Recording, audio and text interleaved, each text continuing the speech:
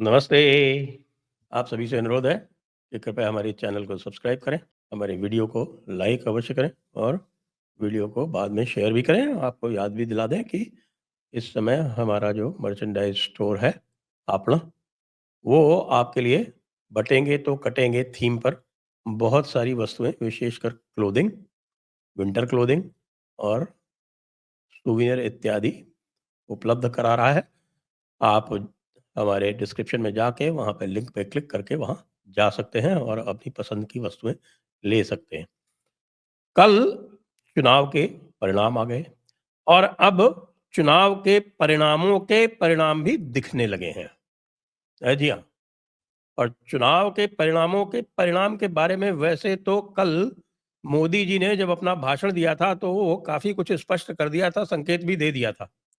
विशेषकर आपको ध्यान होगा कि कल उन्होंने वक्फ के बारे में कह दिया था कि भाई इसका तो हमारे संविधान में कोई उल्लेख ही नहीं है और एक है तो सेफ है जो कि बटेंगे तो कटेंगे की ही थीम है, उसके बारे में भी उसके ऊपर विशेष जोर देकर देकर कहा था।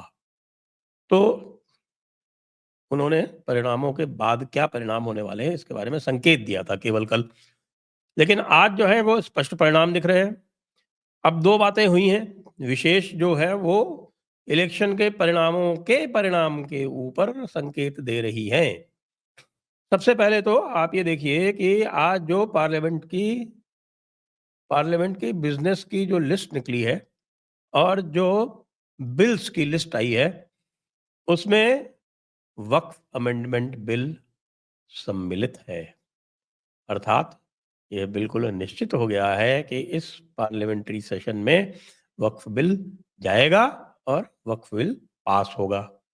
पास क्यों होगा उसके बारे में अभी आपको बताता हूँ। दूसरा जो परिणाम आया है, परिणाम का परिणाम है ये, वो ये है कि जैसे ही आपने देखा कि यह वक्फ बिल की लिस्टिंग हो गई है और महाराष्ट्र में जो उम्मत की एक तरह से जिसको हम कहते हैं कि मुत मुत्तहिदा उम्मत जो है यानी यूनाइटेड उम्मत, उसका जो प्रयास फेल हुआ है, बुरी तरह से फेल हुआ है।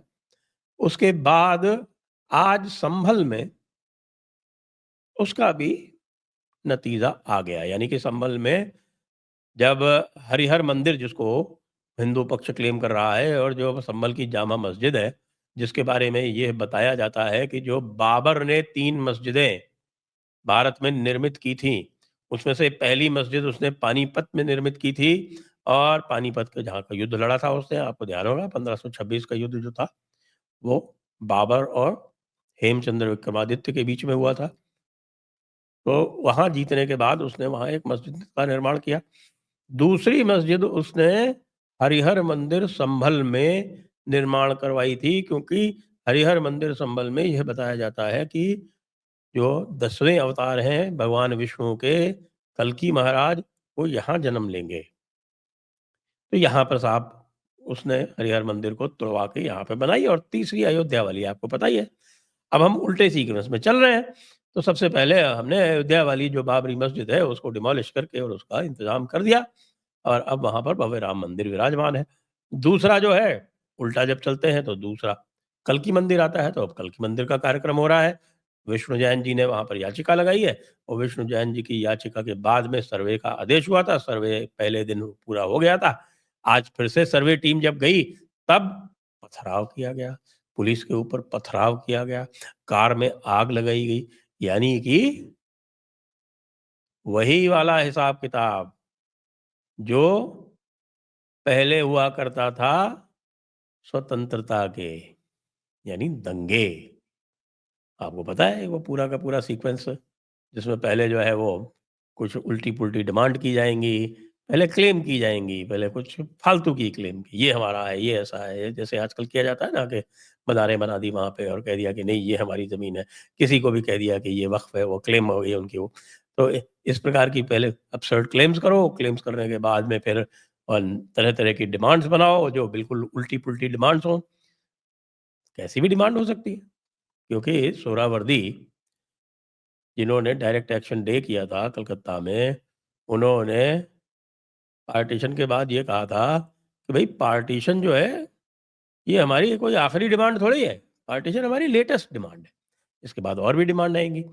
तो वो उल्टी-पुल्टी डिमांड करो, जब डिमांड नहीं आए तो क्लैश करो, क्लैश नहीं क्लैश करो, क्लैश करके आप दबाओ, कंसेशंस लो, और जब कोई किसी प्रकार की और दिक्कत हो तो दंगे आरंभ कर दो। ये बिल्कुल एक रूटीन तब भी था और कांग्रेस के राज में भी था।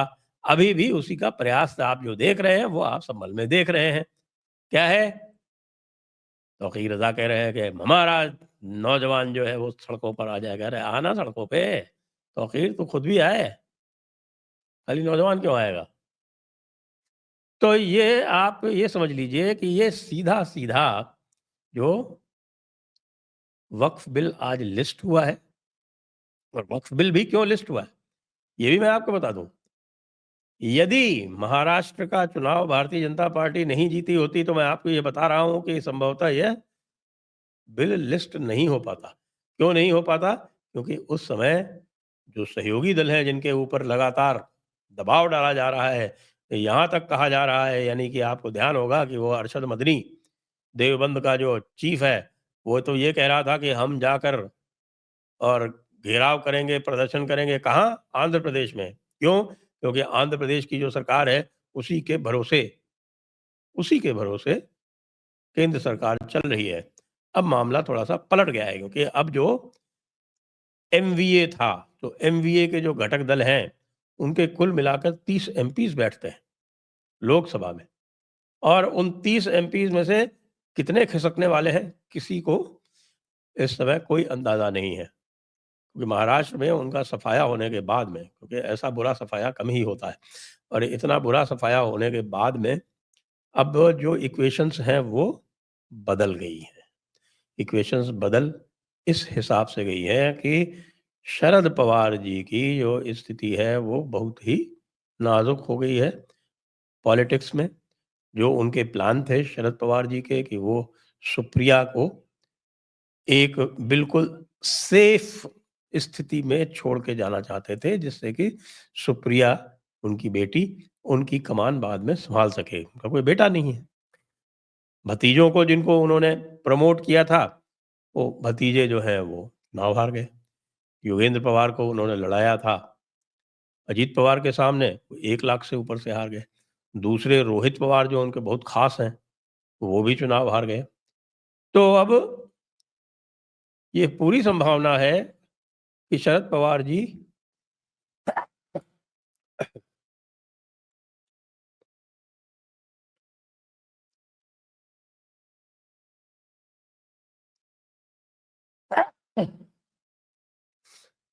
तो यह पूरी संभावना है कि शरद पवार जी सपोर्ट कर दें मोदी सरकार का। ये मैं आपको लेटेस्ट बता रहा हूँ। बिल्कुल लेटेस्ट है, कहीं आपने नहीं सुनी होगी कि शरद पवार जी अब रास्ते तलाश कर रहे हैं कि किस प्रकार से वो सपोर्ट कर दें। तो आप ये मानिए कि उनके जो 8 सांसद हैं, वो आपको सपोर्ट करते दिखेंगे। इसके अतिरिक्त टीडीपी और जेडीयू, इनका यदि कोई भी किसी भी प्रकार का कोई भी ज़रा-सा भी रत्ती भर भी कोई इरादा रहा था कि भई ये किसी भी तरह से अलग होने का प्रयास करेंगे या वोट नहीं देंगे या ब्लैकमेल करेंगे या और कुछ डिमांड्स करेंगे, ज़्यादा डिमांड्स रखेंगे, हैरान करेंगे, परेशान करेंगे, वो समाप्त। उसकी संभावना अब शून्य हो गई है, और शून्य इसीलिए हो गई है क्योंकि महाराष्ट्र ने पूरा संदेश दे दिया है पूरे राष्ट्र को। महाराष्ट्र से संदेश गया है राष्ट्र को, और वो ये गया है कि भाई बाकी तो आप ये 5 साल छोड़ो, अब बाकी वाक़ई आप 2047 की तैयारी करो। क्योंकि ये दिख रहा है कि जो भी गलतियाँ की थीं, जो एक सेंट्रलाइज़ेशन वाली गलती की थी, जो हिंदू भावनाओं को इग्नोर करने वाली, उनको अनदेखी करने वाली जो गलती की थी, वो महाराष्ट्र में सुधार काफ़ी कुछ किया गया। झारखंड के अन्य कारण हैं, वो झारखंड का कारण जो है वो छोटा प्रदेश है, और छोटे प्रदेश में एक कोई नया दल खड़ा होके और वोट कटवा बन गया और उसने वोट काट लिए, वो एक अलग कारण है। उसका जो राजनीतिक ढंग से मिसहैंडलिंग हुई है। ये नैरेटिव की मिसहैंडलिंग वहाँ भी नहीं है।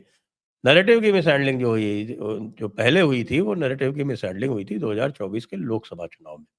वो अब पूरी तरह से सेट राइट हो गया है। इसीलिए आपको यह 2 अलग-अलग परिणाम दिखाई पड़ रहे हैं और अभी आप तैयार हो जाइए, क्योंकि इस समय जो पूरा विपक्ष है और विपक्ष को सपोर्ट करने वाले जो आपका मौलाना क्लास है, वो थोड़े निराशा में अवश्य है। लेकिन ये दंगा फैलाने का कोई भी अवसर जाने नहीं देगा। क्योंकि इन्होंने देखा है, इन्होंने अपने पूरे उम्मत के जीवन काल में, यानी कि 632 ईस्वी जिसने जब से हिजरत हुई है, 622 ईस्वी जब से हिजरत हुई है, तब से इन्होंने यही देखा है कि दंगा करने का बड़ा लाभ होता है। ये तो क्या है कि इस ज़माने में इंटरनेट आ गया, इस ज़माने में नेशन स्टेट आ गई, भारत के एक प्रकार से पुनर्जागरण हो गया, इसलिए इनको थोड़ी-सी तकलीफ हो रही है, लेकिन चिंता मत करना। योगी जी ने साफ बोल दिया है कि एक रहोगे तो नेक रहोगे, बदमाशी करोगे तो भैया तुम्हारा कार्यक्रम भी पूरी तरह से किया जाएगा। देखिए आगे आने वाले कुछ महीने बहुत ही रोचक होने वाले हैं। जय हिंद, जय भारत, वंदे मातरम।